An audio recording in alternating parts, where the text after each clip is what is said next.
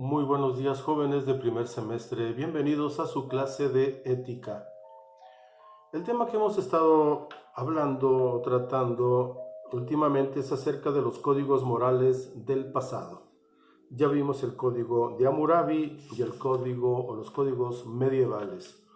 Hoy veremos, para terminar el tema, los códigos prehispánicos en nuestro país.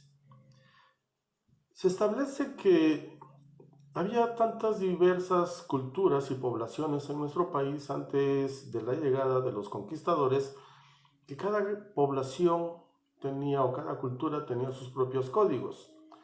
Desafortunadamente, los conquistadores destruyeron todo, no dejaron nada, salvo dos códigos. Y esto se debió gracias a un sacerdote español de nombre Fray Bernardino de Sahagún, el cual logró rescatar algunos códigos. Por lo tanto, nada más nos vamos a referir a los códigos morales mexicas o aztecas, como quieran llamarle. Estos dos códigos reciben el nombre de Códice Florentino y Códice Mendocino. Y obviamente, gracias a estos dos códigos de carácter moral, en la actualidad nos vamos a dar cuenta que los mexicas le daban mucha importancia a vivir con honor, así como respetar a los padres y comportarse con rectitud ante los demás. Quienes no lo hacían eran castigados severamente, dependiendo de la falta, e inclusive si la falta era muy grave eran expulsados con vergüenza de las ciudades mexicas. Los niños eran educados por los padres, por el papá, figura paterna, y las niñas por la figura materna. Esto era la educación básica en la casa, en el hogar.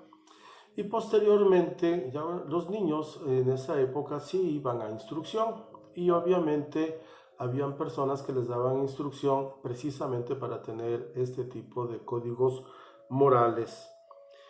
La idea es que en el desarrollo de su niñez, al llegar a su adolescencia, lo difícil para ellos era convertirse en un hombre o en una mujer.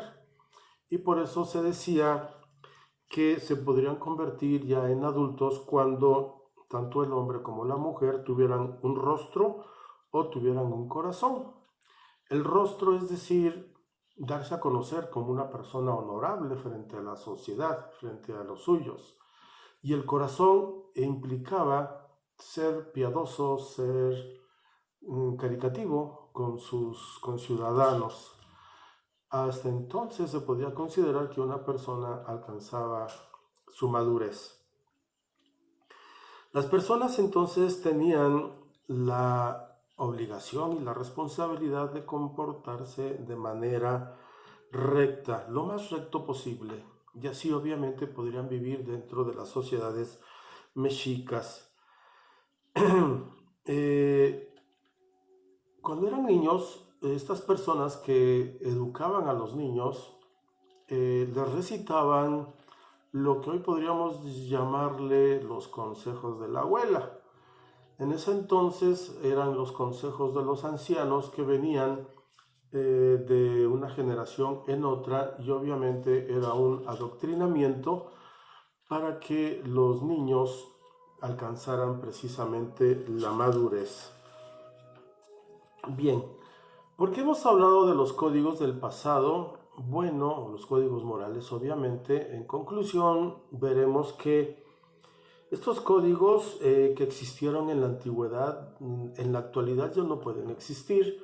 ¿Por qué? Bueno, porque han cambiado las estructuras sociales. Antes las poblaciones o las culturas eran muy cerradas, entonces era fácil en determinado momento aplicar unos códigos, pero ahora el mundo como tal pues se ha vuelto más pequeño, ahora nos damos cuenta con facilidad que ocurren en otras partes del mundo y de una u otra forma nos influencian. También vamos a ver, aquí el autor nos dice que ha sufrido un cambio drástico estos códigos morales, porque nuestros valores, nuestra estructura social y nuestras ideologías se han visto profundamente afectadas. Estos cambios han sido inducidos por el cine, obviamente por la prensa, por la radio y últimamente pues el gran influente es el internet, lo cual nos trae ideas de otras partes y nos da la capacidad de ver que si nuestros códigos morales están muy atrasados o los tenemos que actualizar, en fin.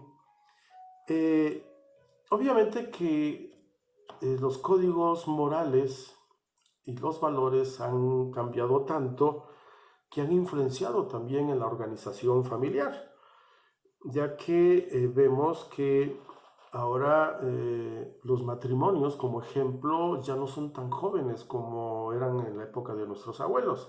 Ahora, como tanto la mujer y el varón tienen la oportunidad de estudiar, pues se realizan como profesionistas y obviamente esa circunstancia retrasa el hecho que se casen y obviamente que se procreen. También obviamente ha traído afortunadamente la independencia y el cambio mental de las mujeres. Quiero hablar en su gran mayoría, desafortunadamente esto no se da en algunas localidades o poblaciones en nuestro estado o en otros estados. También nos ha dado la libertad sexual y también pues ha traído como consecuencia que la mujer como tal, como profesionista, ya no solamente esté en casa como ama de casa, ahora la gran mayoría también sale a buscar trabajo y a buscar obviamente sus medios de sustento para ayudar. Eso trae como consecuencia que también los niños o los hijos de esos matrimonios pues tengan otro tipo de educación, bien en paraescolares o con los abuelos, no sé. Todo esto viene influyendo.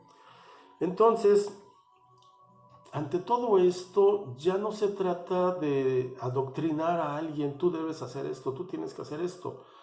Ahora, según el autor, y estoy de acuerdo con él, más que decirle a la gente cómo debe comportarse en el ámbito moral, en la actualidad debemos enseñar a los jóvenes a pensar con amplio criterio, con respeto y con tolerancia respecto a los valores y a las demás personas que de una u otra forma rodean o es parte de nuestra sociedad.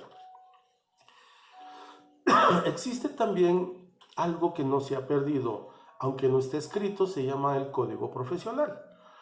Existen instituciones que tienen un código profesional y si el trabajador no está de acuerdo, es difícil que lo contraten. Lo pongo como ejemplo, algunos equipos de fútbol, llámele fútbol, soccer o sobre todo americano, si un jugador, por muy bueno que sea en su deporte, falta agrediendo a la familia o teniendo alguna adicción, de inmediato es corrido, es sancionado, lo rechazan, porque ellos son un ejemplo para la sociedad. Y entonces estos equipos lo que tratan de reforzar es precisamente estos códigos morales. Bueno, la próxima clase continuaremos. No olviden sus evidencias. Gracias por su atención. Buen día.